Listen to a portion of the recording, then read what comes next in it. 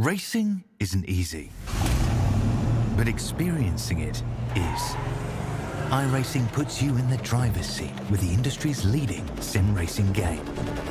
Drive on laser scan replicas of the greatest racing circuits from around the world. Go head-to-head against other drivers chosen by skill-based matchmaking to ensure competitive racing at every level.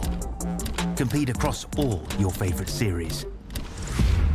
In officially licensed cars, engineered to deliver the most accurate driving experience possible.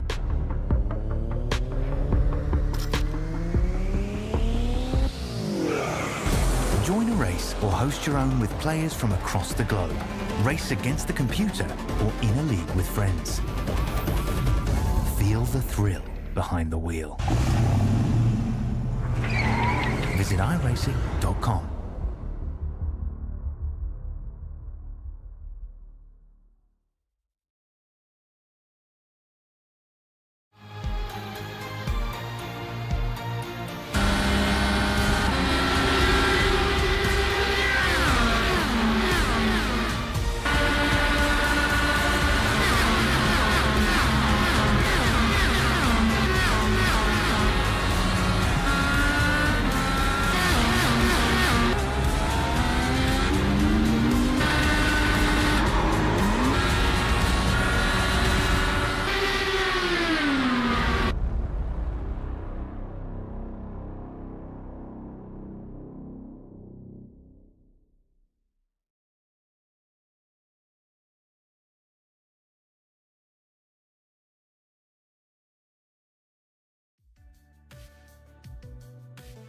Welcome everyone to Simspeed TV for another season of Aussie car action. This is round one of the Formula 4 series here from Suzuka. Jay Kennedy in the booth with you tonight alongside Jason Fewens as ever. Jason, this is going to be cool. This is a cool car. Weather conditions are difficult for the drivers. It's going to make for an action-packed night of racing and an action-packed season. Yeah, the Formula 4 is something that Aussie Car's actually done in the past, and it's been a really good, really successful category for the league. Had some really good numbers in the past, so I'm really excited to see what Season 3 of 2024 is going to offer. It does this time around bring the opportunity of rain, which is something that it didn't have last time that Aussie Car promoted and highlighted this particular series, so it'll be pretty exciting to see how the drivers all handle that as the season progresses. Drivers had some wet track conditions during practice, but the track has dried off dramatically as they're in qualifying at the moment. It is still wet though. Drivers are 50-50 on whether to use wet or dry tyres as we zoom on in to the amazing Suzuka circuit. Needs very little introduction, been a staple of the iRacing service for a very, very long time. Opened in 1962 and been pretty much unchanged ever since, other than a couple of switches of what used to be the Casio Trail, now the Hitachi Ashino Chicane. But a very, very cool track, one that's very technical. It's going to provide a few challenges for the drivers tonight. Yeah, it's a track that's really well suited to open wheelers, particularly most people would know it through Formula 1. There's been some absolutely landmark, memorable milestone moments over the years. Some very, very unique and well-known corners as well. Like you said, the chicane, the S's, the 130R is probably the most famous for the high-speed left-hander towards the end of the circuit. So a little bit of drafting tonight, new damage model to consider on these open wheelers. Last time the drivers were in a tin top car, which is a completely different mindset. So it's really going to put the cat amongst the pigeons this evening. Qualifying has been run, done and won for Nathan Norman, starting on position number 1 with Tim Harris alongside him in P2. Tom Freer will start in 3rd alongside Jamie Stovold. 5th place will be Dylan DeBono and Tony Baker in 6th. 7th will go to Brett Wheeler with Adrian Duke starting in position number 8. Nathan Verney will start in 9th and Douglas Gowans in 10th. Warren Henry and Leon Williams 11th and 12th. Then the rest of the field is John Snell, Brendan Newland and Ira Falberg. A pretty big mix in the field, but that will be down to the differing weather conditions. As we have a look at the live radar, you can see that there is a little bit of rain on the way. Might get us for the second race of the night. Yeah, traditionally the weather will come from the left-hand side of the radar, so it is there in the forecast. Whether or not it actually hits the black dot, which is the circuit, time will tell, and a matter of whether it actually does it within the first of the 2 races we present here tonight. But the cars are on the grid. Look like it is going to be a rolling start tonight for the Formula 4s, and the 15 drivers are suited up, ready for round number 1. Some familiar names in amongst them. Nathan Norman is a name we haven't seen for a couple of seasons, but he's back and straight away to the top of the field. So good result for him.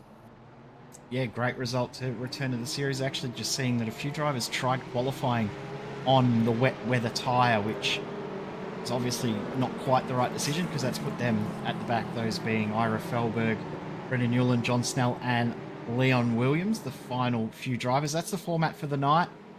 2 races, 10 laps or 20 minutes, whichever comes first. The first race we should get through every single lap, but race 2, if it does rain, we might see that time limit come into play. As they make their way down the back straight, they are 2x2. They'll be warming up their tyres, their engines, getting their mindset in place for what is going to be, like you said, a first of 2-lap sprint races here tonight. Not the biggest of fields, but it's all about quality over quantity, and there is plenty of talent spread out throughout the field as well, right from the front through to the back. So just because someone has qualified deep in the field, don't rule them out. They've, over the years, have shown plenty of opportunity and good speeds to make their way forward. Yeah, exactly right. We've seen some of our smaller fields in Aussie car racing with the 15-odd cars have been some of our best races ever in the series. So don't be surprised if something special comes from this as we get up to the triangle and ready to get race number 1 underway. The clearing skies, clearing weather conditions. Very, very competitive field in this one. So the front row is really taking a slow approach into the circuit. Timmy Harris there in the Pulse Tuning Toyota Suzuka Formula 4 on the front row. Just keep an eye out for him because he's shown really good pace over the last couple of seasons and real progression in showing some outright speed. Drivers have to wait until the green flag flies. They're getting a bit confused where the start line is. As they come up now, green flag flies and we're away. Great jump from Tom Freer there as it's 3 wide. The 2nd, 3rd and 4th with the 2 Synergy cars. Into move on Tim Harris, Jamie Stovall around the outside, but a relatively clean start throughout the field. You do see a little bit of spray being kicked up off the track too, so that just does highlight there is a little bit of moisture on the track still as well. So while it does look dry, the drivers will be under a little bit of tricky conditions while they try and generate heat into those tyres, particularly on the first half of the lap. But at the moment, Nathan Norman's made a bit of a break for it with the 2 SSR drivers having a really good start off the 2nd row of the grid, making their way up to 2nd and 3rd. Yeah, really good launch there from Tom Freer. Timed the run very, very nicely. Was able to get that position very, very quickly. Drivers now heading through the Degners. Degner 1, Degner 2. And now under the infamous bridge, they approach. Ever tricky hairpin, but that's Nathan Verney running offline there. Everyone is on the dry weather tyres, but he's running off the line, almost like he's trying to cool off a wet weather tyre. It's a bit interesting now. Well, he might be just, I don't know what tyres he does have on, but he might be looking for some longevity in his tyres to potentially have a crack later on in the race, or he simply might be just looking for an alternative and a different strategy, a different opportunity to get a move done. But Nathan Verney's, again, a long-time Aussie car supporter, knows these cars very well, done plenty of laps in formulas and open wheelers, so he's a pretty smart cookie. I'm sure he knows what he's doing. Yeah, everyone is on the dry weather tyre. We had 2 drivers start from pit lane, those being Brendan Newland and Ira Felberg. This is Jamie Stovall. The run down the back straight, he's just not quite able to get onto the back of Tom Freer, and Freer has broken a fairly decent margin. There'll be no draft now for Jamie Stovall. Yeah, so he won't have the benefit of a teammate in front of him. Also, he'll have the eyes on the mirrors behind him because Dylan De Bono's made his way from the 3rd row of the grid up to P4 currently. So then there's a bit of a gap back to Tim Harris, Tony Baker, Ben Wheeler, Nathan Verney and Adrian Duke all tied up in a little battle here, probably 4 or 5 cars deep. So Ben Wheeler getting a good run onto the straight, complete what is the first lap. And he will get the move done around the outside on Tony Baker. Very, very nice move. And Nathan Verney thought about throwing it up the inside, not quite close enough to get a move done. Tony Baker loses 1 spot there, but it was almost 2 because Verney thought about attempting to make that move. Backed out of it at the last second. Probably the right decision. Yeah, well, we're very early in the season, of course, round 1 of 6 that will be brought to you here on Simspeed TV over the next 12 weeks. So it's very early on in the race as well. So long way to go yet. Bit early to be making silly mistakes and silly moves. So calm, level head, and just thinking about potentially playing the long game as they make their way through the infield again under the bridge. So the laps do tick by pretty quick here in these Formula 4s. So it won't take long before we rack up our 10 laps before the drop of the checkered flag for race number 1. Yeah, so V8s, V8 touring cars usually do it in around about 2 minutes 5. This fastest lap in qualifying was a 2 minute 11 in wet conditions. So it shows that the cars are very quick, considering they're only a Formula 4. But the downforce definitely makes a big impact. As that's Dylan Bono making a move there on Jamie Stovall. Through he goes up into position number 3. So back to.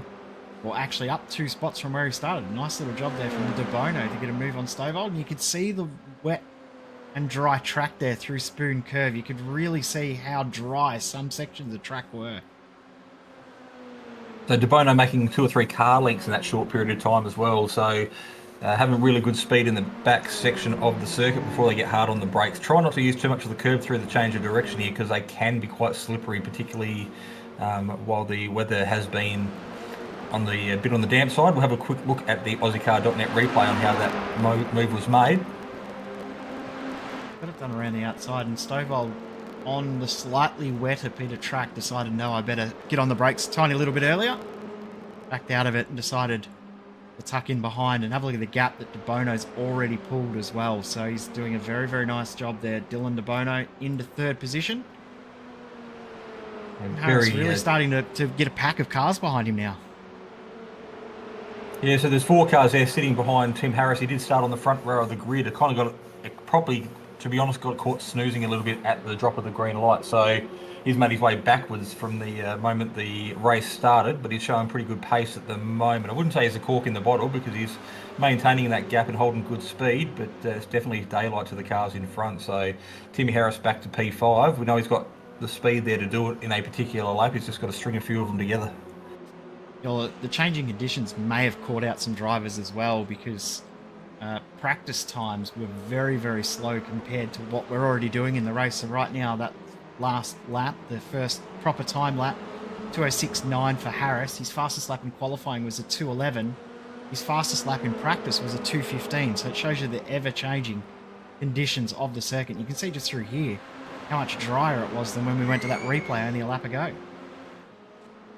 Yeah, so the progressive weather, of course, will play effect over the next 7 or 8 laps while we're still racing here in heat number 1. To jump on board with Ben Wheeler and just see that gap it is to Tim Harris in front. So Wheeler will definitely have the benefit of the slipstream as they make their way underneath the Panasonic bridge into 130R before they complete what is the 4th lap, I believe it is at the moment. So again, train of 4 cars there.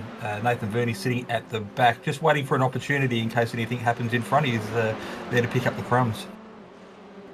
Very well could be some as well, as Norman's just completed another fastest lap of the race, instantly taken away by Tom Freer. So the lap times are dropping as the track dries ever more. This pack with Harris, Wheeler, Baker and Verney, where the action is at the moment, everyone else is spread out a little bit, but these guys are very, very close. Wheeler looks like he's got the pace to get through, but just can't quite get it at the right time to make the move. He just can't quite nail down that gap close enough in the heavy braking zones. Yeah, again, Ben Wheeler's shown really good pace in different Aussie car events as well. So a bit of a master of a number of different disciplines across the iRacing service. So showed good speed in the Toyota 86 and has carried that across into the Formula 4s, or Formula C, I think they call it now. This car now officially FIA recognised. It's now called, originally it was just called the Dallara Formula 4. Now it's called the FIA Formula 4. So very, very cool that we've got the FIA on board and some cool things happening this year with the FIA F4. This car will be used in the Motorsport Games event in Spain in a few months' time. So, oh, at the back of the pack there, that's Nathan Verney having a little spin. Yeah, it looks like the back end just stepped out on him through the hairpin, so he's lost a position in that and a heap of track time. So instead of being on the back of that little pack we were just focusing on a moment ago, he's dropped probably back about 8 or 9 seconds from that group. So maybe just losing a little bit of concentration as we are approaching the halfway point of the race. So just a replay here, we'll focus on Nathan and see what happened. Just a little bit hard on the brakes, I guess, and being a Formula car, they do have a tendency to be a bit tail happy if you push the limits a little bit far. And that was obviously what happened there and caught him out. It's like that front left-hand wheel and enough to propel the rear of the car around. As you said, he only lost one spot, but the track position's what he's lost. He's lost about 5 seconds back to the car of Tony Baker. He's got Adrian Duke ahead of him now, and he'll have to close in. He's also got Douglas Gowans just behind him, but Benjamin Wheeler is now really close to Tim Harris. He might be close enough to get a move with the overspeed from this draft down the front straight. It's about 5 or 6 kilometres an hour faster, but he just can't convert that into an overtake. Yeah, it's all about getting really good drive out of that last chicane, and you can see, Timmy Harris there hugging the pit wall as they made their way down the straight with Ben Wheeler right in tow. So a little bit of mind games going on there, and Ben Wheeler trying to make the most of that draft opportunity. Again, a bit of an obscure line through the S's of Ben Wheeler, but not losing too much time to Tim Harris in front. Tim Harris also took a fair bit of grass at the exit of the hairpin as well, so a bit worried that he was going to loop the car around, but he's managed to hold on, maintain the gap. See behind there too, this is where Adrian Duke is, and then Nathan Verney. He's got Douglas Gowans really, really close. He's actually a little bit quicker than him at the moment, so Gowans could potentially steal this spot away from Nathan Verney, so don't be surprised if a move does happen here very, very soon. Yeah, well, Gowans is another one of those drivers when we went through the grid earlier on, was a little bit further back than I probably anticipated he might have been, so potentially weather conditions there might have caught him out, or just not favourable to his driving style. But as the race develops and the track dries out, I definitely expect him to move forward. Hasn't gained a position yet, but have a look at how close he is. This is closer than what we've seen from Ben Wheeler on Tim Harris, so I wouldn't be surprised if there's a move up the inside here at 130R. He's doing a very, very nice job already. Faster in regards to speed.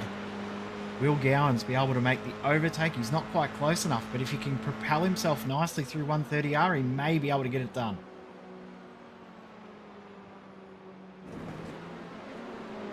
So hard on the brakes for Nathan Verney. Gowans sitting in his shadows as they do the quick change of direction through the right and left hand chicane onto the straight.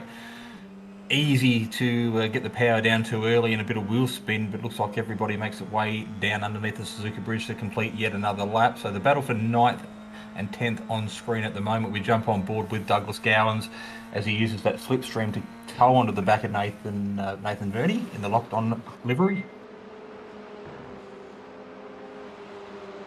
Gowans not quite close enough out of the exit of the triangle to get up in behind, as Verney makes a little mistake that takes too much curb and unsettled the car, but Gowans had to get out of the throttle to make sure he didn't run up the rear of Nathan Verney, so he's made the error but able to save it purely based on the gap as he has a big slide out of the third of the S's.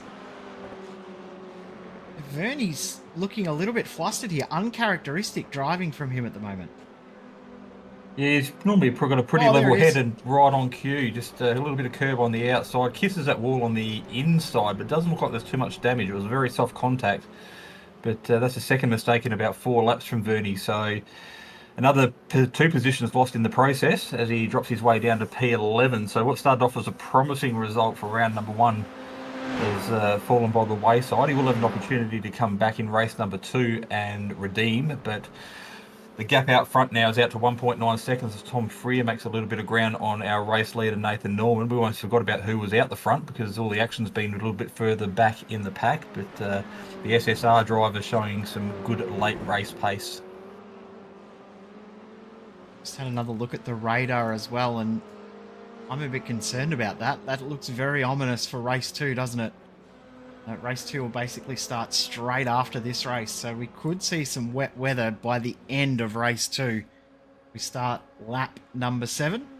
The gap was 2 seconds at the start of the previous lap. It's now down to 1.5 Tom Freer is closing the gap down at the lead. And 4 odd tenths on that last lap. So we'll probably expect a 1.2 to 1 second gap before he gets any real draft benefit. But at this rate, you can see him throwing the car around, getting a little bit sideways through the corners, but maintaining that mid-corner speed nonetheless. So again, jump on board looking over the halo of our second place driver, Tom Freer, 1.4 seconds to the car in front. That's what it looks like from the driver's point of view. I don't know whether Nathan Norman's potentially just rolled off the throttle a little bit for a late race defend, because he's currently holding the fastest lap of the race, but Tom Freer is definitely pushing pretty hard trying to bridge that gap. Nathan Verney's just brought his car into the pit, so I think he's come in to use his fast repair. I think that front wing was a little bit damaged from that contact with the wall. Tom Freer, one thing about him, whenever you watch his driving, he's very, very smooth on the wheel. You see a lot of drivers get very aggressive and have to yank the wheel quite hard. One thing about Freer is he doesn't do that very often. He's very, very smooth, very, very organised in how he drives the car. It always looks very, very pretty to watch. It's a very, very nice driver, is Tom Freer. The old adage in motorsport, smooth is fast, and definitely in Formula cars that is the way to go. So if you can keep the inputs to a minimum throughout your driving stint, you're not working those tyres quite as hard, and quite often when you look like you're going slow, you're really going the fastest you've ever been. So we're going around to complete yet another lap. There will be 3 laps to go as the cars cross the line. It's down to 1.2, so Tom Freer not taking out the amount of time that he did on Nathan Norman the last time round, but taking it a little bit nonetheless. Fastest lap of the race, though, to Tom Freer by about 0.3 of a second over what Nathan Norman did, and about 0.4 of a second faster on that lap. So now down to 1.2 seconds, 1.1 seconds. So he's definitely closing, just not quite fast enough. In saying that, we'll be getting some draft now down the straight. So never say never. Nathan Norman might be starting to get a little worried in his mirrors now. And on Nathan Verney, after his pit stop, he's come out behind Leon Williams. And Williams will defend this position quite hard, because he loves to have a little bit of a battle and a little bit of a fight, especially when it's a teammate. Yeah, a couple of locked-on cars on screen side by side. So Leon, again, has been a long-time Aussie car supporter and raced everything from Formula Bs, Formula 4s, Toyota 86s, as we saw last season, Formula 4s. So a real stalwart in the Aussie car league community. Always there, always putting a smile on and happy to put on a show. So he'll be looking for a good result to have bragging rights over his teammate here in Ram number 1. That car looks a bit broken. That's still in De Bono. It's heading off to the bridge. Yeah, it looks like it was underneath the Panasonic bridge. The car was, the wagon only had 3 wheels on it. So he's reset and retired the car back to the pits. So we'll have a quick look again out on the AstroTurf, out onto the gravel. Just carrying too much speed through that right-hander. And confirm every single driver in this field has done that at least once. Probably a lot more than once. Let's race over for De Bono with that rear left-hand wheel disconnected. 2 laps to go when they cross the line. Still 3.5 minutes on the clock, so we will get every single lap in, and I don't think we need to work out the gap by time. You can see visually it's down to nothing. Yeah, less than 0.3 of a second. Just getting back to De Bono, though, it's almost a rite of passage, those tyres on the left-hand side of that right-hand corner. So if you haven't been out there and hit those, you're really not trying hard enough. But Tom Freer, 2:01.373, taking the fastest lap of the race, or extending the fastest lap of the race, because he is right on the rear gearbox now with Nathan Norman. So Vermilion Motorsport drivers definitely knows that Tom Freer's there, and we'll be watching his mirrors with 1.5 laps to go. With that on the last lap, 9/10 faster. Tom Freer almost a full second quicker. Gain that time up very, very quickly by the end of this stint. And as you said, still 2 laps to go. The Vermilion driver of Nathan Norman will be really feeling the pressure now. He's starting to get a little flustered. He's starting to make minor errors. Not big errors, but sometimes the minor errors are the ones that really catch drivers out and force another mistake later on. The big errors, sometimes you can hold on a position because the driver behind doesn't know where to go or what to do. The small errors are the ones that then lose you the spots as Freya is right there now, ready to pounce. Yeah, I'm not sure whether Freya is going to make the opportunity, or if an opportunity presents itself to make the move yet, or whether he waits for the last lap to try and get the draft through this particular part of the circuit. He'll probably use this as an opportunity just to size up Nathan Norman, see how strong that draft really is, to see if there is an opportunity there to potentially make a move as Nathan Norman tries to move across on track and make life things as difficult as he can for Tom Freya. Too wide through 130R normally can't be done and is not recommended, but the two drivers give each other plenty of room. And you go high down for the cars, giving them the chance to stick to the track to get the job done. Driving from both there too, and they'll maintain the side-by-side as they exit the final corner. If that was the last lap, the gap at the line would have been 3/100ths of a second in favour of Nathan Norman, but Freya now slightly ahead. They're going to stay side-by-side through turn 1. Freya will have to back out of it and tuck in behind through the S's. What a great fight this is for race 1 of round 1 of the new season. Yeah, it's not over till the fat lady sings, and like you said, just a bit of a practice run there for Tom Freya last time round. If he really wants to get the job done, this will be his opportunity last and final lap as the white flag's presented to the drivers this time round. So Tom Freya sitting there again underneath the rear wing of Nathan Norman, who'd be driving with one eye forward, one eye backwards at the moment, just expecting Tom Freya to apply those screws and tighten up the pressure as the opportunities in the corners count down. Half a lap to go as they cross under the bridge. And you think 130R and that run out of the triangle again is probably the best way for him to get it done. He's already, as you said, had a practice run at it. Can he get it done before that point? Spoon is always an interesting opportunity. We saw De Bono with a brilliant move up the inside earlier. Will we see Tom Freya be able to do it? I don't think he's close enough, but he's going to focus on the exit here to set up that move down the back straight into 130R and into the triangle.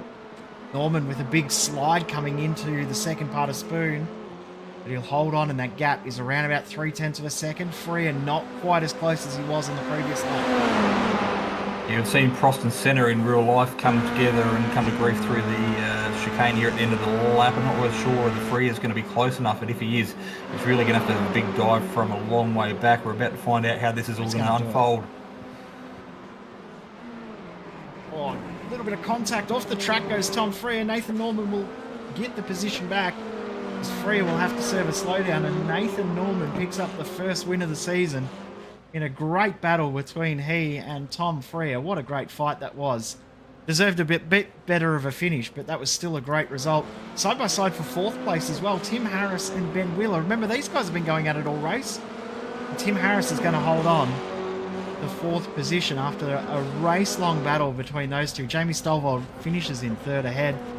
Baker and Duke also can have a battle to the line. Now, guess who's still fighting as well? Williams and Verney still going at it.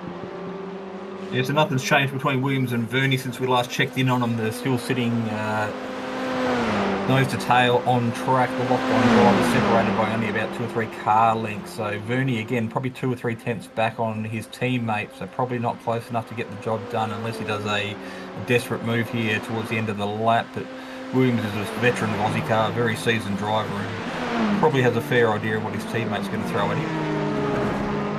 Not much fighting coming from behind. He's not quite close enough to get the run out of the corner, and Leon Williams will hold on. Position number 11. 12th for Verney. So they've actually lost a spot, those two, to, I believe, John Snell, who got ahead of both of them. But, great race throughout the field. Ira Felberg will be the final driver to cross the line. He's a little bit further back and did start from the pit lane, though, so he has had a little bit extra to make up. Lost all that ground at the start, but out of our 15 starters, 13 of them finished the race in the end. Norman, Freya and Stovall, your podium. Harris and Ben Wheeler 4th and 5th, with Baker in 6th, Duke in 7th, Douglas Gowans in 8th, Warren Henry in 9th, and then John Snell in position number 10 with Leon Williams, Nathan Verney, Ira Felberg all finishing. Brendan Newland had an issue with 1 lap to go, and Dylan De Bono hitting the walls at the exit of Degner 2. Let's quickly talk about last season, though, before we get into anything else. It was a dominant season in the end for Ben Faulkner in the Tin Top Cup. winning over Jamie Stovall and Tim Harris. But it was a fantastic season the whole way through, wasn't it? Yeah, well, Ben Faulkner pretty well become a regular here on Simspeed TV. He made his way to the commentary box, I think, 6 of the last 8 times that we broadcast their heat races. So very, very, very strong performance. The points-wise, it wasn't a big gap back to second, but it really was a dominant performance there from Ben Faulkner towards the end. So Jamie Stovall did a pretty good job to hang on. Then it was a bit closer back between Timmy Harris, Brady Shepherd and James Chasnoff, separated by just a mere 12 points. So the battle for the third step on the podium, won by Harris, didn't go all his own way, but there was some great racing nonetheless throughout last season. Yeah, the drop rounds definitely played a bit of an impact as well, because likes of Ewan Baker and there's a couple of other names that I saw that I had to delete off the list from the previous round's results. So a few drivers that missed out. Let's talk about this season now, but this schedule looks very, very cool. It's called the European Vacation, and then people were asking, well, why are we at Suzuka? That's the vacation part of the European Vacation, apparently. Why not Suzuka? It's a great track. It's well suited to so many different formulas and different disciplines of cars. So a great way to open up the season. Of course, that was obvious tonight with race number 1 in round number 1. So hopefully we can come back and repeat that again for race number 2. But then we do move on to Rudskogen, Circuit de Res. Spa will be a enduro round, I believe, which will be a bit of a favourite amongst the drivers. The Red Bull Ring, and we'll round out the season at Circuit de Barcelona, Catalunya. So with a historic layout. So it doesn't take long for the seasons to roll around. I can't believe it's already in season 3 of 2024 as part of the Ozicar 24 schedule. But yeah, the circuits on offer plenty of fast flowing tracks, lots of tight twisty circuits as well. So there's plenty there for everybody. Yeah, they have. I mean, most of the tracks are the Formula 1 style circuit, except for Rudskogen. Rudskogen's going to be a little bit of a wild card, I reckon. It's very, very different to most of the other tracks, but in saying that, every other track has certain elements that have that slower style of racing as well, and Rudskogen has that big long back straight out of turn 2 as well, so it's going to be a very, very interesting one. Speaking of interesting, have a look at the weather. It's rolling in. It is very close. What tyres do the drivers start on? Will we see a pit stop? It'll be a gamble. I don't know whether a lot of drivers have done much practice in the wet. I'll probably suggest a few of them have, but what we can't see is what's behind that band that's about to hit the circuit. So it might be a short 2 or 3 lap rain period. Then it will all depend on just how long it takes for the track to dry out. So on different cars, we've seen the wet weather tyre hold up, but they were definitely a lower powered tin top car. So it might be a completely different kettle of fish on these Formula 4s. But I'm sure over the next 20 minutes here on Simspeed TV, we will have an answer for you as we conclude what will be race number 2 of round number 1. I was about to say we'll go to a quick break, but we won't, because the second races are just about to start. I have noticed that a couple of drivers have gone out right now in the dry conditions on wet weather tyres, just to test out how they go on track with the wets on a dry track, so how much they burn up and how damaged the tyres get. So Jamie Stovall trying out the wets. I don't think that's too successful, so that's going to play a bit of an impact into tyre selection, I think, because those wet tyres don't look like they want to grip up too well. We did mention at the start of the broadcast a couple of the drivers towards the back of the grid on race number 1 did qualify on wets on what was a drying track, so that'll obviously play on some of the drivers' minds. So like you said, it might be you start the race on slicks and then everybody will have to dive into the pits at some stage, and that will be the gamble whether you go too early or too late, and that could just affect on how the results pan out here tonight. Does someone play the risky card of starting on the wets and seeing if they can get 1 or 2 laps in and not lose too much ground and negate having to come into the pits? We will find out in just a couple of minutes' time. See what the weather does as well in the transition to the race, as everyone disappears and heads back to the pits, and we get ready to get underway for the final race of round 1. Blue skies on your screen at the moment with a few dark clouds, but the camera could be looking the wrong way, or we don't know exactly what's happening behind us. That looks more like what's really happening. Yeah, the blimps gives a better idea of just what the drivers are going to expect. So we'll have a look at the starting grid here for race number 2. Nathan Norman, our race winner from heat number 1.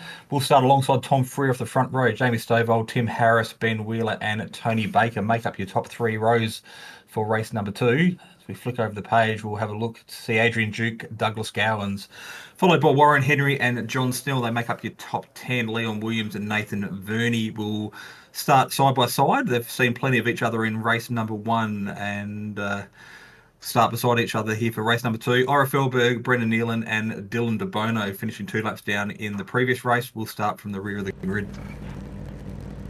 That sums up the weather. Windscreen wiper is on the pace car, but half the field is starting on wets and half the field is starting on dries. Very interesting. You can see dry tyres for Tom Freer. You can see wets for Tim Harris and Tony Baker behind. You can see dry tyres there for Ben Wheeler. What is Nathan Norman on? He's on wets. Wets, I think, yeah. There are 3 drivers on dry tyres, Freer, Stovall and Wheeler. So this will be a real test in turn number 1, the front row of the grid. 1 driver on wets and 1 driver on slicks.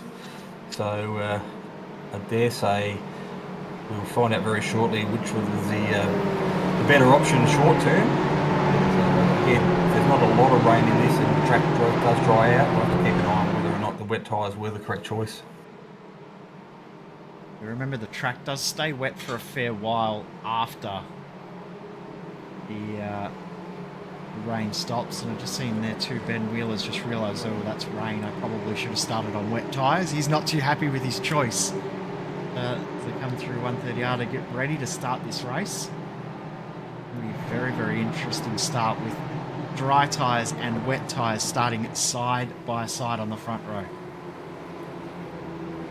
So we know DeBono's got good pace. We know Nathan Verney's got good pace. Watch for them to come back through the field. They're both on wet weather tyres to start this race. So they just may be able to capitalise with some good speed early on. So keep an eye on those a bit further back in the field as they, again, another slow start, make their way around onto the straight. Nathan Norman will be on the right-hand side leading into turn number 1 as a pole setter, setting the pace. On early. Like he's put his foot down and gone early. Good launch there for Norman. Freer's gone with him. Stovall also has gone with as well. Lost a driver as well. Let's see, I think Ira Felberg has decided not to start this one at this stage. But side by side, Wheeler and Harris. That's a car going well off the circuit there. That's Doug Gowans gone a mile off the track. Looked like the car just got a little bit twitchy and went hard left. I don't think Douglas had much say in what happened. And you see him having a spin in the dirt in the background while there's more carnage there through the S's. That is Nathan Verney, and I'm not sure, it might be John Snell having contact there in the bodywork. Nathan Norman's also crashed out. So the guys that have started on wets, I think they're struggling just to get the heat in the tyres. Nathan Norman's car's looking about 2 feet shorter than what it should be. So coming unstuck there quite early, while the SSR guys that did start on slicks, as I put the commentator's curse on them, look like they've got things under control at this stage. Tim Harris now the first car on wet weather tyres. If he's got his tyres up to temperature quicker than most of the others, he might be okay and be able to steal these spots. Wheeler, Freer ahead on dry tyres. Still driving very, very gingerly at the moment. See what happens from here. Freer, though, leads the race. But you can see the car just not responding in the way that it normally would. He's really struggling to get any grip out of those tyres as Adrian Duke gets the move done on Jamie Stovall, who's just babying the car around at the moment. He's making sure he doesn't do anything that's going to damage that car. The rain gets a little heavier. Yeah, the slick tyres probably not quite as soft as what the wets are, so probably take a little bit more time to get some heat into those slicks. So tippy-toeing around the circuit here on tricky conditions for a lot of these drivers. The other part of that too is that the track will be colder than it was in race 1. You see big lock up there for Stovall. I guess the positive from that is he'll get some heat in the tyres. How much heat is he going to get? Maybe too much, as now here comes DeBono. What a drive from DeBono, starting second last. Come all the way through the field and now up into position number 6. I can't read today, so I'm doing a great job. Good grounds made from De Bono there through a little bit of carnage avoidance. We'll have a look at Nathan Norman here on the Ozicar.net replay to see how the race leader came to be with so much damage. It looks like he's got wide and just come straight across the circuit. There's some pretty good avoidance skills from, I think it was Tom Freer, who took over the lead of the race. Speaking of taking the lead of the race, Ben Wheeler's just thrown it up the inside of Tom Freer and got the move done. Beautiful move. So looks like Ben Wheeler's feeling pretty comfortable in the conditions out there at the moment, as tricky as they may be. Absolute daylight to the cars behind, because that is Tim Harris on the wet weather tyres, but the two guys out in front showing masterclass at the moment on slick tyres. See there, he's just forced Freer offline, and dry tyres on a wet track offline, usually not the best idea, so he gets that position, does Wheeler, and he's already pulled a little bit of a gap too, so doing quite nicely as the weather has almost passed. The wet weather is almost gone, but it's still here for now. A little bit. The worst of it's been and gone, so things will only get better from here on in. So as the track does start to dry, making their way down the back straight at the moment, Ben Wheeler is about a 0.2 second gap back to Tom Freer. Then it's big daylight back to Tim Harris, Warren Henry, who's doing a really good job, finding himself up in P number 4, and then Dylan De Bono has made his way up to P5 from the back of the field. So De Bono's making hay while the sun shines, or while the rain falls, I should say. Newland and Gowans both go around, and Ira Felberg runs off the track and gains 2 spots going around the outside of both of them. So right on there, and Nathan Verdi also continuing his horror night. Interesting that Leon Williams has come back into the pits and decided to grab a set of dry tyres. Nathan Norman obviously returning to the track now a lap down. He's returned on dries as well. But interesting that has happened there for Leon Williams. He's decided very early to go to the dries, as Adrian Duke now comes into the pits and goes to the dry tyres, I would guess. Well, if you're going to do it, you want to do it relatively early in the race, so that way you've still got an opportunity to get some track positions back while there's still time before the drop of the checkered flag. Dylan De Bono there pushing very, very hard out of turn number 1, doing a really good job to catch, and pushing a little bit hard that time. It's the perfect curse there, wasn't it? He's done a flick spin right in front of Jamie Stovall. Stovall probably didn't know where to go there. It does get through. When in doubt, throttle out. Just kept some boot into it, spun it around. Actually did it very, very neatly. Probably not on the best line to do it, on the racing line, but nonetheless got the job done, and back racing underway, losing as minimal time as possible. Graphics is deciding to not play friendly, so that definitely wasn't Ben Wheeler and Tony Baker there. Baker's back in 7th position. He's just now with Dylan De Bono. His recovery drive. Already had to recover once, and now has to do it again.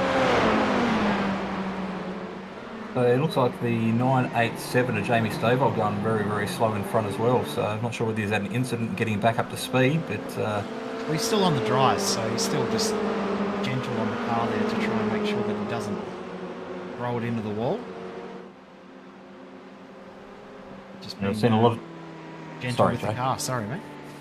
Because they've seen a lot of drivers get caught out. We've seen a fair bit of carnage in what was a 15-car field to start the race. So I'd say half of them have had some sort of damage or some sort of off-track in one way or another. So it is a real balancing act for these drivers out here at the moment. So tricky conditions, as we spoke about at the start of the broadcast, just catching a few of the drivers out. But I'm sure they'll put that in their memory bank, because there'll be plenty more trying conditions before the end of the season. Inside goes De Bono on Jamie Stovall, and Stovall doesn't fight that at all on those slick tyres.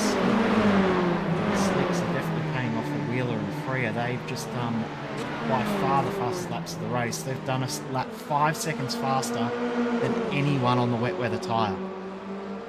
So the slick is definitely paying off for Wheeler and Freer at the front. I think a few drivers are probably realising it's not quite the right move to be on the wets at the moment. Saying that they are faster than Stovall, who's still struggling on the dries, but I think give it another 5 minutes and that'll be all done. I think, speaking of 5 minutes, I think that's about how long before the rain hangs around on half of the track, that being this half. Yeah, so the back half of the track you can see on the map is the rain's past that well and truly, so a little bit of moisture. Yeah, a little bit of moisture on the first sector of the track, but it won't be long before a dry line forms, and that's really all these guys on slicks need. It's just whether or not they've actually got any life left back in their tyre. As we have a look at Tony Baker recovering from a spin through the first sector of the circuit. Just had the car let go on him. He's still out there on the wets. As we go back to the front, Wheeler and Freya still going at it for the lead, but that lead is closed down for sure.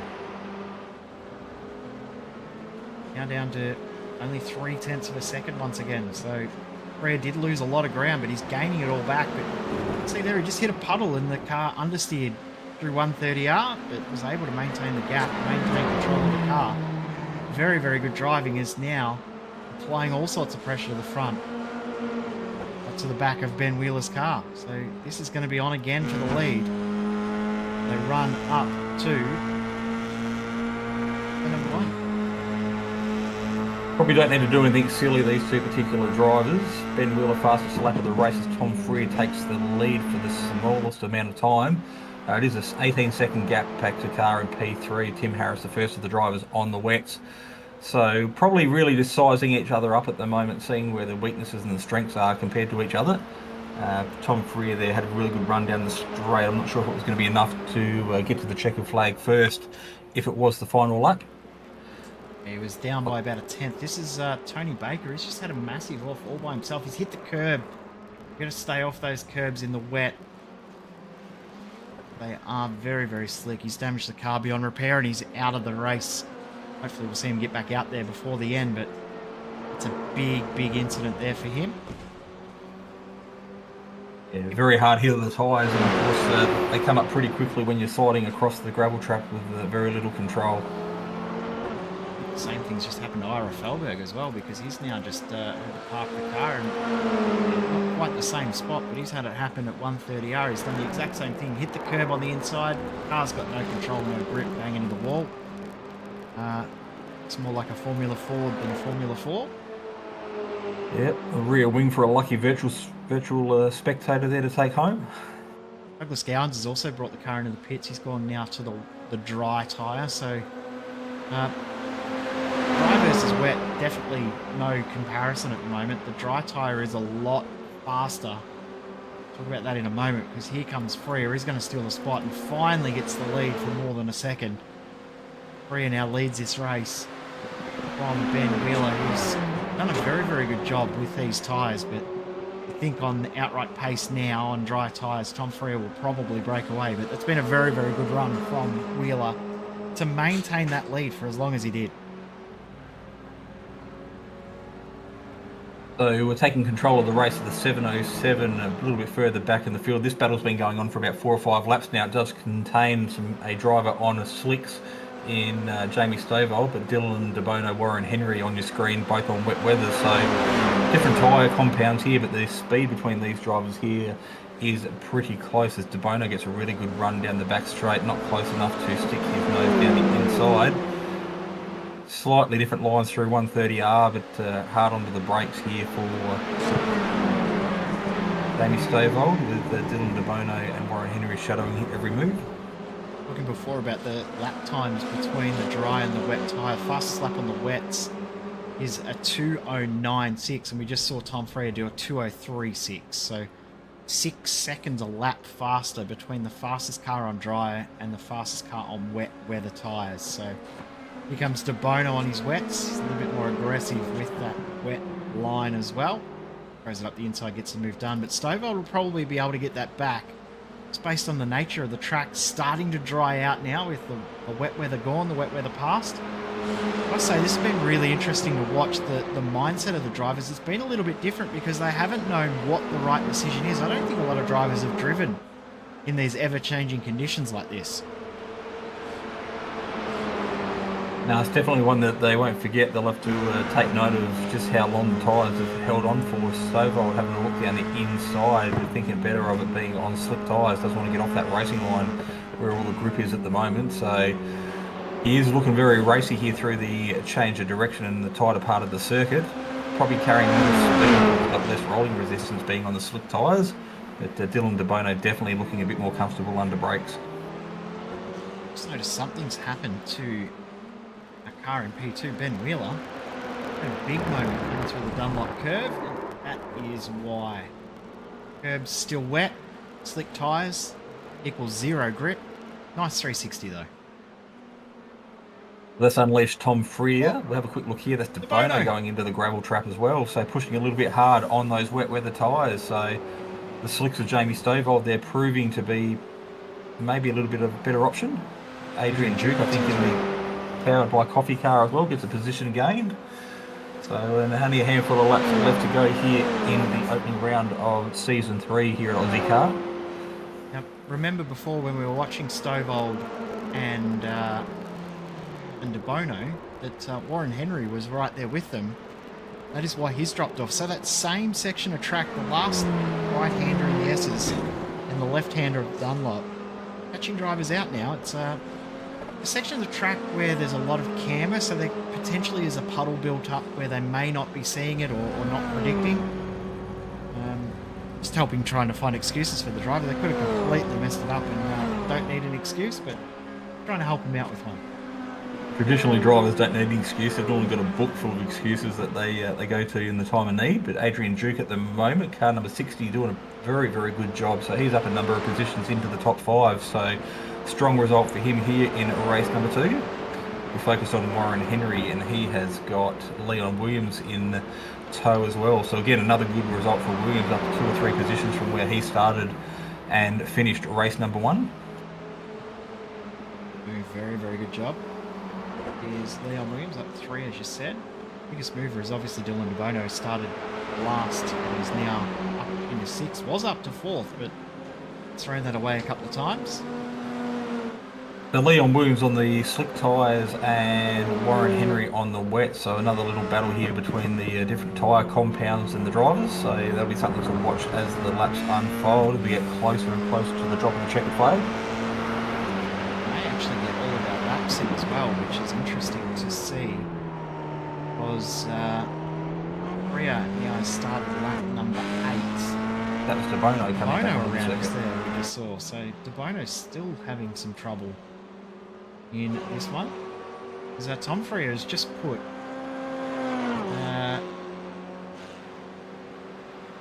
drivers a lap down. I believe it was Brendan Newland and John Snell who's just put a lap down. So Freer absolutely flying. He's got only 10 cars left on the lead lap. He's got 11 seconds to the car behind as well, so he doesn't want to do anything to jeopardise that lead, but by the same token, you don't want to roll off and take it too easy, because that's when the little mistakes happen. Leon Williams will jump on board with him looking over the right front suspension as he sticks the nose down the inside of Warren Henry. Not close enough to get the move done, but definitely getting Henry's attention as they make their way through the last chicane to complete yet another lap. Just watching Brendan Newland and John Snell. That battle has ended because it's just flipped that curb. Curbs are going to catch drivers out. It's hard sometimes when you do so much practice in one weather condition. You get it all in your brain that you can hit that curb and touch that line and things like that. And the wet weather comes and all of those things you practice are all gone. So Williams there is getting a move done on Henry as he gets a little bit squirrely on the exit of turn number 1. So Williams had really good speed down the main straight. De Bono coming out of the pit, so he has made the change to slick tyres very late in the race. So he's decided 2 spins in 1 lap was enough for him to come in and change compound. Comes out just behind Douglas Gowans as Freer comes up to start lap number 9, so we'll get every single lap into the racing tonight. So the wet weather hasn't hurt pace as much as we may have expected. Fastest lap though for Tom Freer, 2:01.8. That is incredibly quick in these conditions, which it's not dry yet. You wouldn't say it's wet, but it's definitely not dry. No, it's damp, but you can see the moisture being kicked up off the rear tyres of the Formula 4s. And this is car 04 of Tony Baker getting down the inside of John Snell on the start of lap number 9, so making good ground there in the first part of the lap, putting a good distance between himself and John Snell. Doing a very, very nice job. And De Bono now starting to close that gap in on, of course, as we flip away, John Snell has a moment. De Bono closing in on Douglas Gowans as well, so that gap was about 2.5 seconds when he left the pits. It's now down to 1 second. I think these wet tyres now, they are really starting to struggle. I've just noticed the pace drop off for Tim Harris. Now, he has got a 17-second advantage over Jamie Stovall. But with 2 laps to go, I think that Stovall could close that in. These wet tyres are really starting to struggle now. They're still about 5, 6, 7 seconds slower than the fastest laps in the dry, or on the dry. Yeah, well, Timmy's just got to bring this one home without putting himself under any undue pressure. But I think the battle between Gowans and De Bono is probably the one we're going to have to watch as they count down towards the last lap. I think the drivers are ending the penultimate lap now, so De Bono there well and truly in the draft to Gowans, both drivers on slick tyres, and De Bono's probably looking at a redemption race to try and get back as many points as he can here in the opening round. Just trying to get as many positions as he can is Dylan De Bono. He already passed most of the field once. He's going to try and do it again. Gone to the right tyre though to try and do that. Passed that by Gowans, was the second fastest car on track behind Tom Frere. Sorry, third fastest car on track behind Tom Frere and Adrian Duke. So Gowans has got some decent pace. So this isn't going to be an incredibly easy overtake for De Bono, but we know that De Bono is nice and aggressive, and he'll throw that move at a time that is worth it, as it's a little wide there for Gowans. We want to run wide of that curb with the wet, but I think that was a bit too wide. Now De Bono is close enough to strike. The other thing you've got to keep in mind, they are teammates as well, so they're probably in chat with each other as well. But that won't stop from De Bono from trying to get the job done. So in a field of 15 cars, I think I've counted 23 passes for De Bono here tonight in race number 2. So doing things the hard way, like you said, nearly passing everybody in the field twice. I think the battle between them is probably a little bit more heated because they are teammates. You always want to beat your teammate. That's the one driver you want to beat every single race, and Gowans is doing a nice job of defending the position. You're going to have a full extra lap to do it too. In amongst all this, we've probably forgotten to focus on the leader as they've crossed the line and won the race. He's still going. He's just behind these guys, actually. Tom Frere, we may see him magically appear up over the hill there. Okay. They're still fighting. Not going to get your overtake done yet is De Bono, but Tom Frere. Here he comes. What a drive this has been. He's just sat behind Ben Wheeler and let Ben pace the field at the start of the race. And when the track dried off enough, he's just dominated since. They're making his way out of the chicane for the final time to get greeted by the checkered flag. Tom Frere, the SSR racing driver, will take a dominant race win here in race number 2.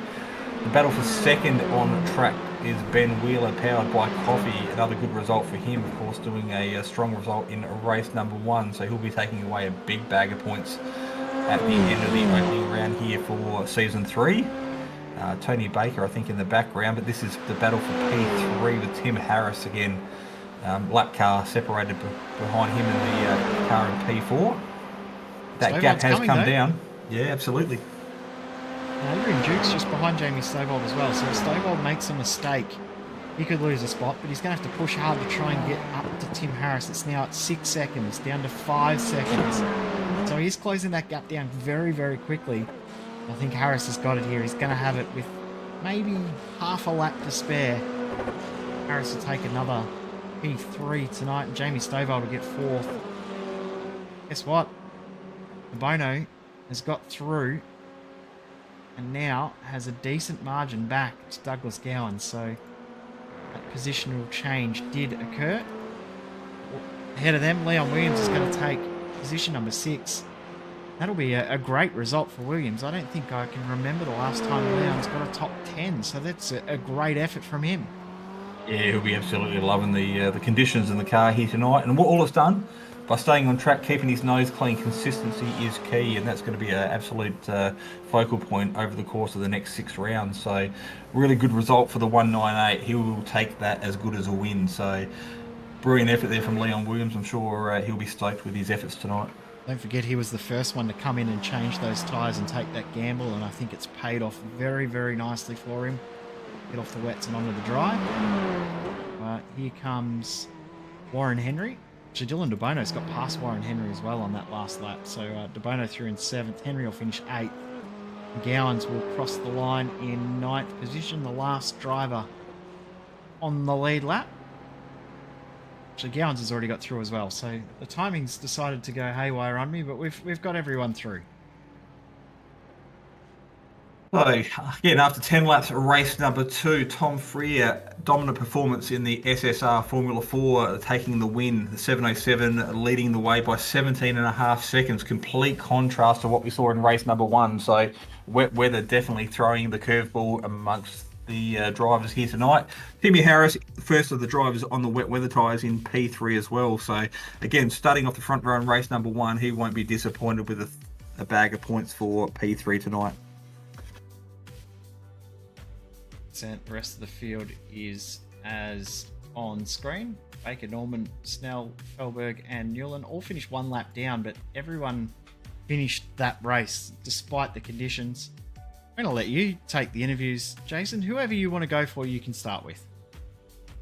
Well, let's start with P3 and we'll drag Tim Harris into the Simspeed commentary box. Welcome, Tim. What a absolute up and down night for a lot of drivers here at Suzuka. Yeah, look, it was an interesting experience for me. I don't think I'd turned my sim on since the Bathurst Ozicar Tin Tops round. So, jumping into a car I've never raced before with changeable conditions. I think the changeable conditions will probably, throw everyone out. So, it's an interesting night. It's not often you're 7 seconds off the leader's pace and you manage to get a podium. Well, you definitely did have good pace early on because you did qualify on the front row of the grid for the first heat. So wet weather in practice and qualifying was a little bit of an equaliser, I guess. Gave you a chance to shine, but at the start of the race, just got swallowed up by a couple of those SSR cars. Just not quite potentially getting the run at the green light that you would have liked. Yeah, as I say, I was very rusty. I don't really do much racing officials or anything like that. I don't really know how to do a rolling start, and I think I just showed that. Didn't really need to say that. So ended up losing, I guess, 3 places or so in the first couple of corners, but lived to tell the tale, which is the main thing. Well, that's the thing. Tonight was all about a tale of fruition, and you had to be there at the end. And really, tonight's second race was a telltale. There was a lot of carnage on the first lap.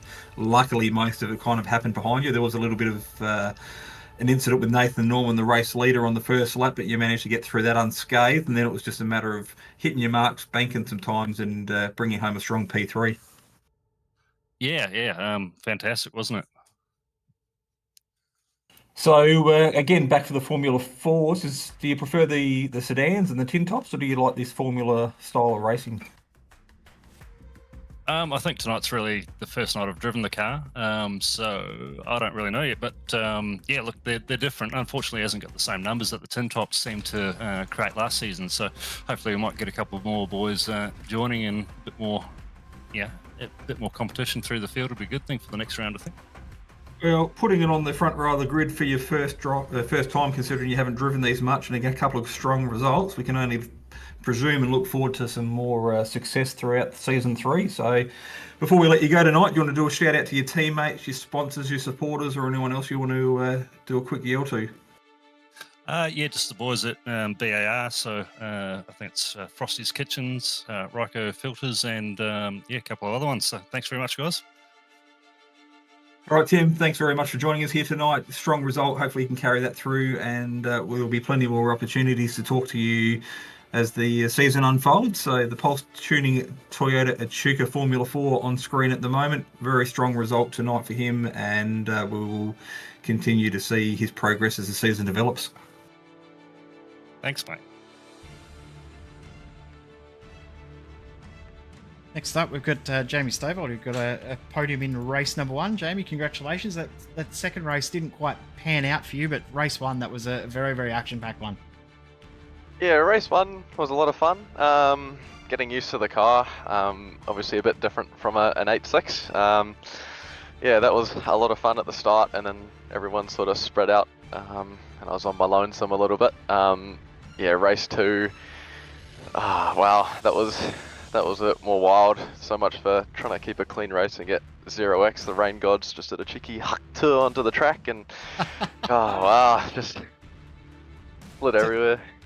Talk about those conditions. How was it with the changeable weather? What were your thoughts on it, and how much racing have you done in the changeable weather like that, where it's gone from wet to dry, especially on dry tyres? I don't think I've done any racing like that where you drive in the wet on dry tyres or vice versa. I did some practice, a little bit of practice beforehand on wet tyres, wet track, dry tyres, dry track. But yeah, it was like a 50-second countdown to grid, and me and Tom are flicking through all the cars, seeing what tyres are on, and 10 seconds to go, he's like, boom, I'm going slicks. And I was like, well, yes, I will too. Seemed to work out. Yeah, it turned out it was the right decision. Did you think, though, you might have been able to catch Tim, especially with the pace that you both had, you and Tom? Did you think that you might have been able to catch Tim Harris there on that last lap, because you were closing in quite quickly? I saw 24 seconds with like a fair few laps to go, and at that point I was just trying not to loop it every corner. And then with, I think it was like 1 lap to go, I saw it was 7 seconds like halfway through the lap, and I sort of waited probably too long to push like it was a dry track. But I mean, we finished the race, so I guess it worked out in the end. But yeah, I think I just need to work on sort of, being a bit more ballsy with when I push on that kind of thing. Well, next round in 2 weeks, we head to Rudskogen. What are your thoughts on that? Different track, be very, very different to this one. Yeah, absolutely. Very, very different. The last time we went there was in the Formula Ford, which again drives quite a bit differently to these. So I think some much needed practice is needed. Well, good luck for your practice over the next couple of weeks. Congratulations on a great result, and we'll no doubt speak to you in a couple of weeks' time. Who do you want to thank before you go? Just thanking the team, Synergy Sim Racing, great bunch of guys. Obviously Tom, who races us with me. It's always fun having a yarn in the Discord while we're sliding around the track. All the boys watching, I know there's a few of them, some of my mates that watch these, and of course you guys are putting on such a great show. Thanks for jumping in, mate. Congratulations on a good night, and we'll see you in a couple of weeks. Awesome, thanks guys. And Jason, I think you've got our second place finisher for race number 2, Ben Wheeler. Yeah, we'll break up the SSR party and bring Ben Wheeler into the comms box. Benny, what a absolute pearler of a night for you. Some pretty strong results, and looks like there was plenty of fun out there on track. Yeah, mate. That's my best result by a long shot in Ozicar. So, yeah, a bit hectic, but lots of fun.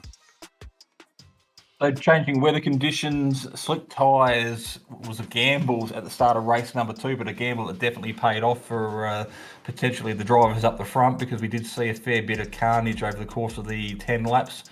Doesn't sound like a long period of time, but there's plenty happening on track. No, I certainly can't claim to have made an educated decision on that at all. It was purely a guess. And somehow stayed out of that trouble on the first lap, and then by sort of lap 3, it was slick, and we were on.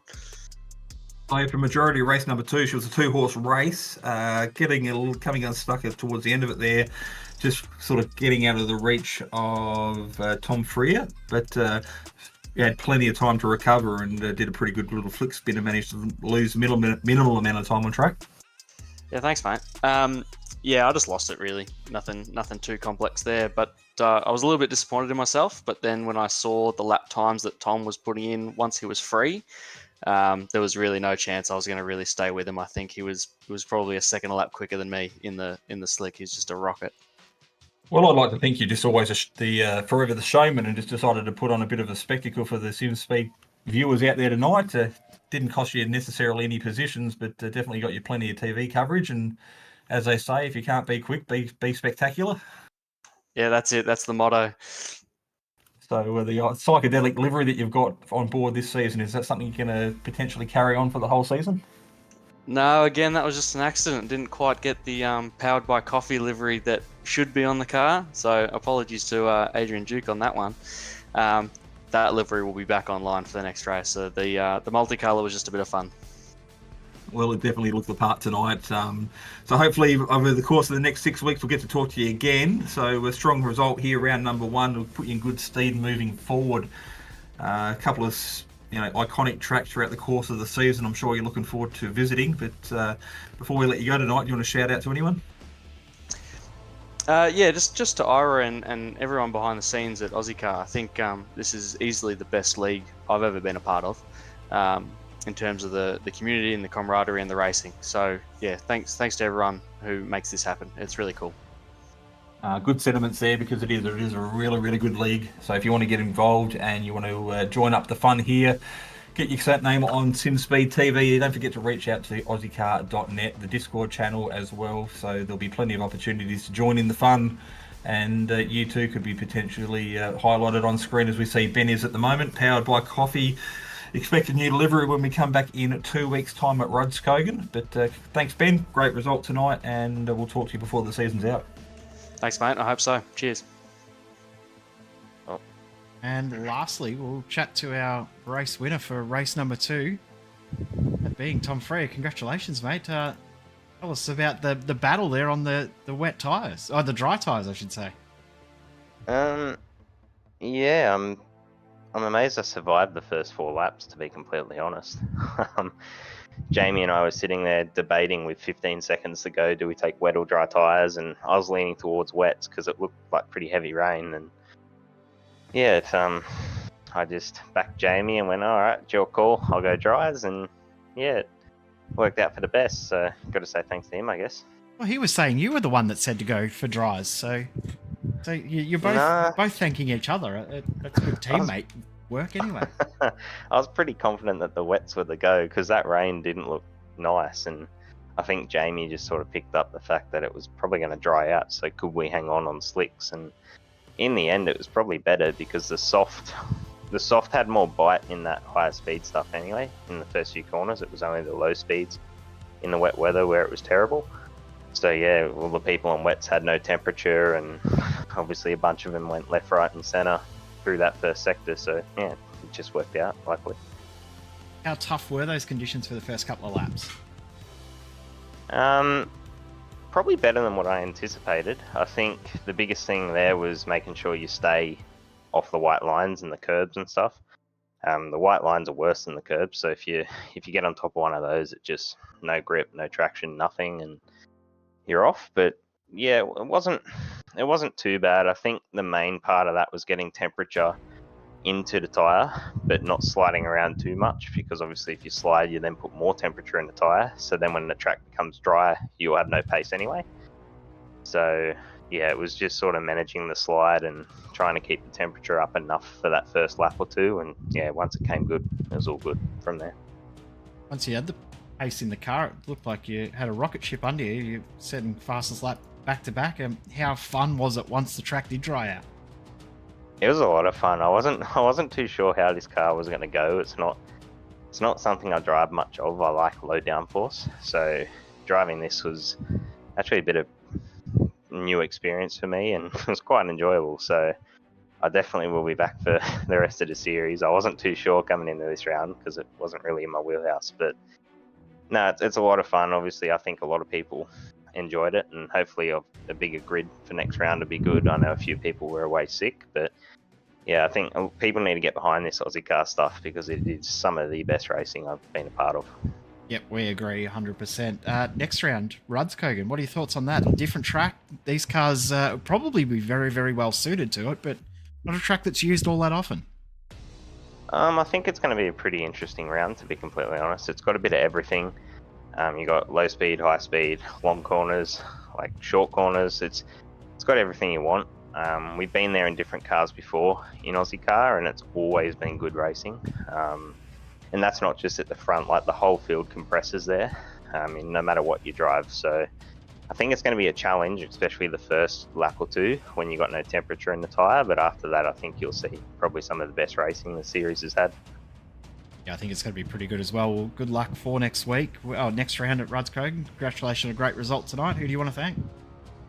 Yeah, obviously just a big thanks to SSR. Obviously Jamie for inviting me along again for another season of this, and all the Aussie car boys. They honestly work really hard and put on really good league racing, and yeah, I just hope people get around it a bit more because it is one of the best series to be a part of.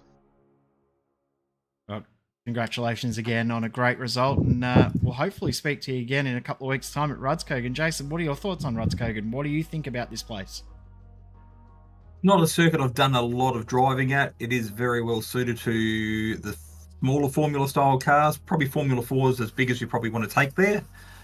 It is going to be a technical track. The laps will tick over pretty quick. Not a lot of draft opportunity, but it is very much a driver's and a thinker's circuit. So setting up a pass isn't going to happen in one corner. It'll probably set up 3 or 4 corners before we actually get the job done. So I'm sure there'll be plenty of action, plenty on offer here at Ozicar Formula 4 for round number 2, but we'll have to wait 2 weeks' time to see how it's all going to unfold. Believe it or not, I've actually done laps in one of the last races I ever did was the Formula 4 at Rudskogen. So, believe it or not, that was me out there racing a few, 18 months ago or so.